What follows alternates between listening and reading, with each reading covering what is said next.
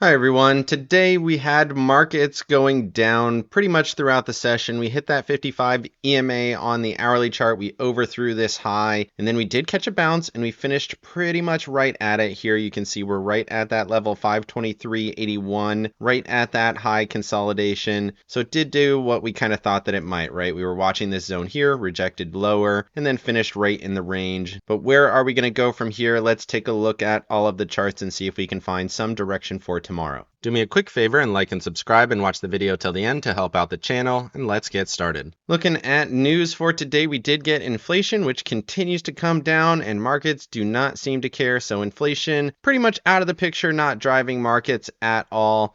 Came down to a 2.4 in March, lower than expectations. Core at a 4-year low. You can see core ran at 2.8%, continuing to taper really powerfully. So everything looks good on the inflation front. You can see these moving down together pretty quickly, honestly, since the new administration took hold. I wonder what exactly is happening here, but we had really steady for a long time, kind of in this 3 to 3.5 range. And you can see the core number staying even higher in this kind of 4 to 3.5 area. And then we were really steady in here, and now we're starting to roll over February, March, even faster. So it seems like inflation might be defeated. Is that a product of a weaker economy? I think that remains to be seen. Either way, really low prices. You can see an actual decline on the CPI. So it's something we don't see very often. Airfares declining. That's a little bit recessionary. But overall, this should be good for markets and good for the FOMC as we head into that potential rate cut sometime this summer.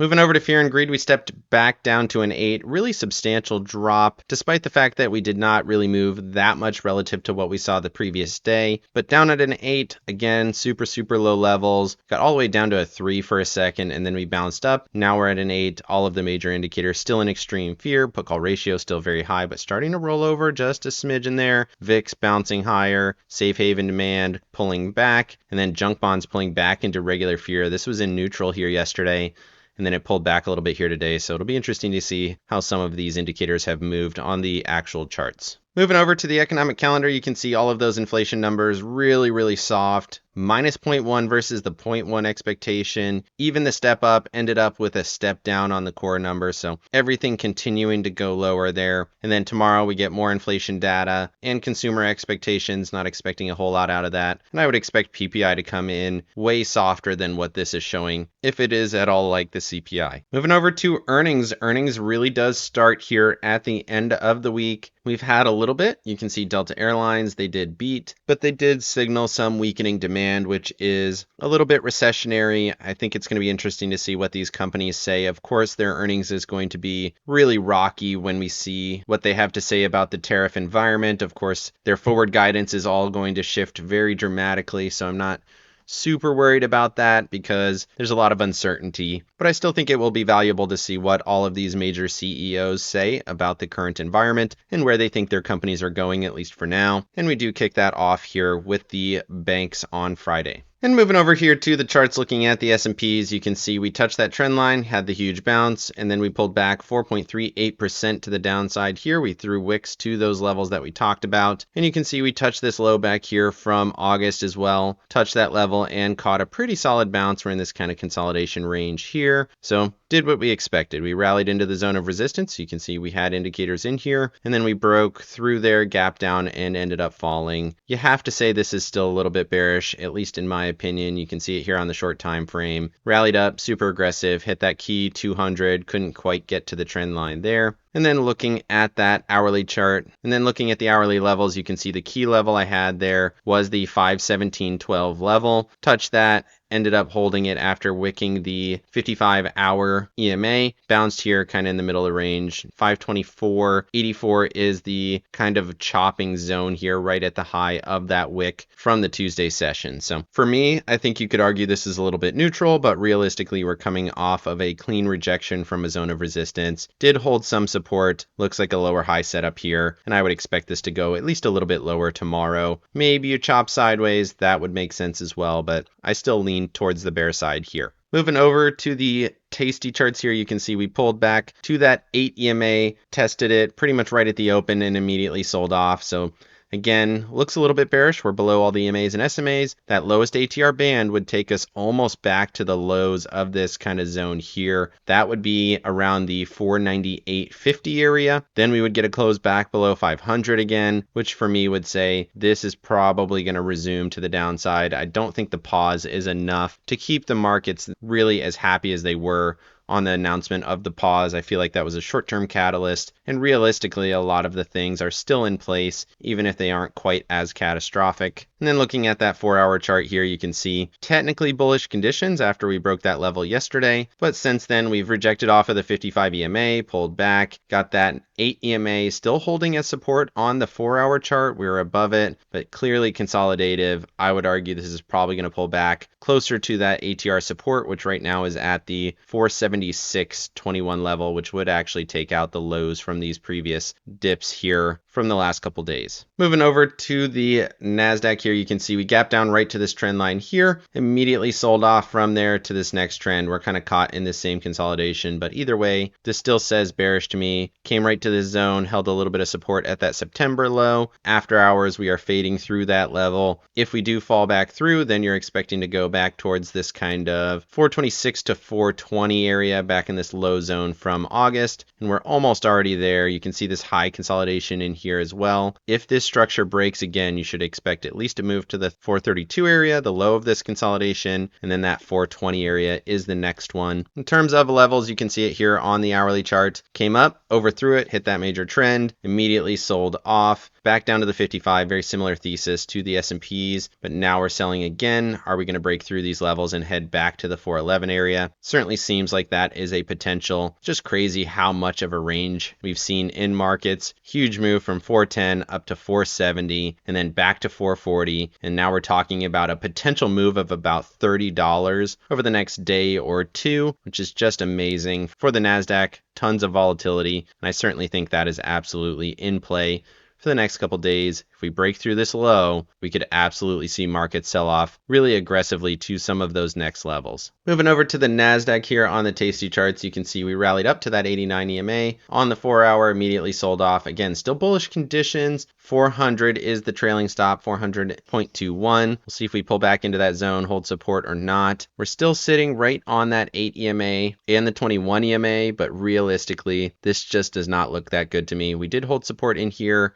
If this support breaks, there's really nothing holding us from here back down to these lows around the 408 to kind of 410 range. Moving over to the Russell and the Dow, both of these falling pretty substantially here today. The Russell was down 4.2%, right at the trend line, continues to be very, very important. After hours, we are technically below it. So again, that's bearish for me. Gap down, held the trend. If we slip through there in the after hours and continue, the next zone is that 172.60 area, the low from these previous couple days there. And remember, if that zone goes, then we could absolutely see a fall to this kind of consolidation low down in the 164 area. Very, very critical area there. This is an important trend line, and it is holding for now, but in the after hours, it does not look as strong. Similarly on the Dow, 2.5% gap down, hit those trends, seems like a rejection. I would expect this to continue lower. After hours, it's down about $2, which pretty substantial, starting to fall pretty substantially in the after hours. The support right now, 392.44. If that goes, 387.77. And realistically, if you see those two go, you're probably headed back to the lows around 370, 374. Moving over to the Mag 7, very similar thesis to everything else. Did get back below that 265.08 level. Almost tested support at 249.41. The low of day was 250.38, so we almost touched it. Continuing to fall after hours. Still have that SMA as support on the RSI, so you can see it here.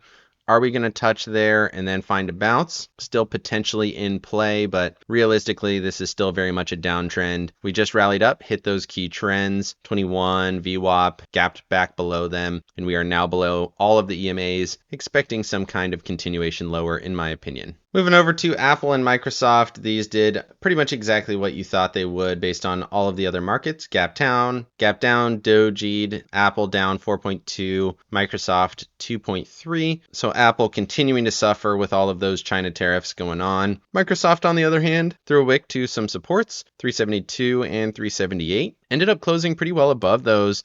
and I'm not really seeing any drifting lower in the after hours. I'm sure there is just a smidgen, not a whole lot there. About 1/3%, retested that 378 level and then bounced from there. So Microsoft actually hanging in there. Kind of like the way that's showing a little bit of strength. Don't love the break below the 21, retested the 21. If that rejects from there, that could be a little bit bad, but either way, like to see the structure holding up a little better on Microsoft. Obviously, Apple, again, a victim of those tariffs. Moving over to Tesla and NVIDIA, really no change to the thesis here. Tesla is continuing to show strength structurally with this low double bottom in here, still holding in the middle of the range, still holding right at the 21 in VWAP, which are sitting in that kind of 253, 254 area. Current price 252.40, so right in the same zone. As long as it can kind of hold in here, maybe we get a little bit of a flex to the upside, but either way, right now this is more of a consolidation, double bottom style move, no clean breakout, still in the same consolidation. And then looking at NVIDIA, down almost 6%, but still held the level 106.6. If it continues to go through here and closes below it tomorrow, that's going to be terrible, and I would expect this to continue back to that 95 area. But again, between 84 and 90, I kind of like NVIDIA here.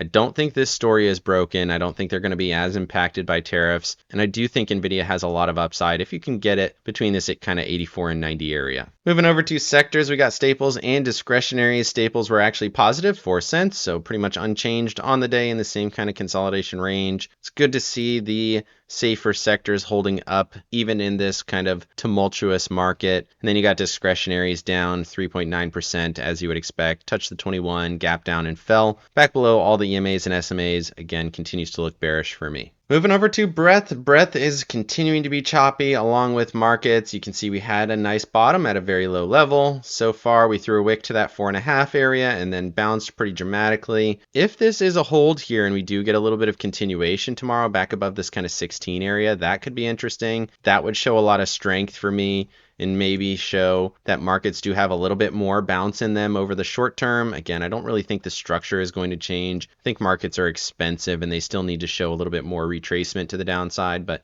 in the short term, I think you could absolutely see a pretty aggressive move just out of these super oversold conditions on both 20 and 50-day market breadth. Moving over to the dollar cratered all sessions straight down, nearly every single candle to the downside. Look at that daily candle, almost 2% in one day on the dollar, continues to sell aggressive here on the open of the Friday session. Wonder what's going on there. Very, very interesting. The dollar cratering here today. Is that recessionary? Maybe. Usually when you see the dollar going down, equities should be rising. If they are going down together, that's a bit of a warning sign for me. So that's what we're seeing right now. Dollar continues to go down. Hourly chart continuing to show weakness. And equities were also down here today. So not super great. Moving over to bonds. Bonds retraced a lot of the move. Not too bad here on J&K.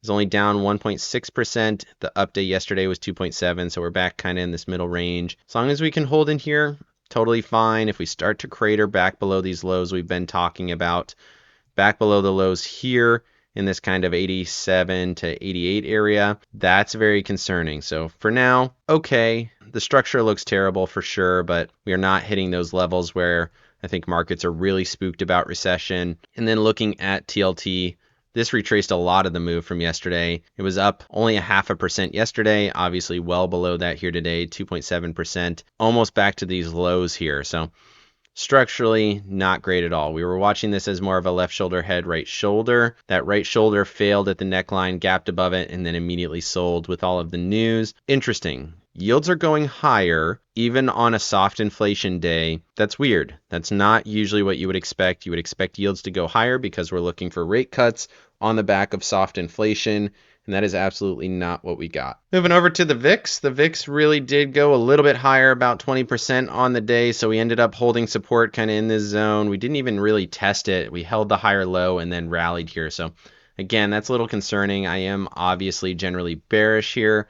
So I do kind of expect this to continue to spike up and hold in this range, which is not super common. It's usually only because of things like this where we are seeing a shift in the global economy, but that could absolutely do it. I think we probably get at least one more spike here back into that 60 range, take us back to the lows that we just tested at a minimum, and then we'll see what happens from there. Moving over to my accounts, I did absolutely nothing today. I was super busy at work. You can see 0 trades. I had no positions going into the day, so I honestly just didn't do anything. Markets continue to sell, so I guess you could call that an outperformance. Obviously, I super underperformed yesterday. I did not have a 10% gain along with markets. But then again, I did not fall the 4% that we saw on the SPY. So not terrible, I guess, either way. In terms of tomorrow, I am leaning towards the bear side. If we do hold some of those support levels and we do start to see a bounce in there, maybe I'll sell some options to the downside as well and look for a bit of a consolidation over the next day or two. We do have earnings tomorrow. That could maybe give markets some direction when we get some earnings calls from the biggest banks in the world. That could be interesting, but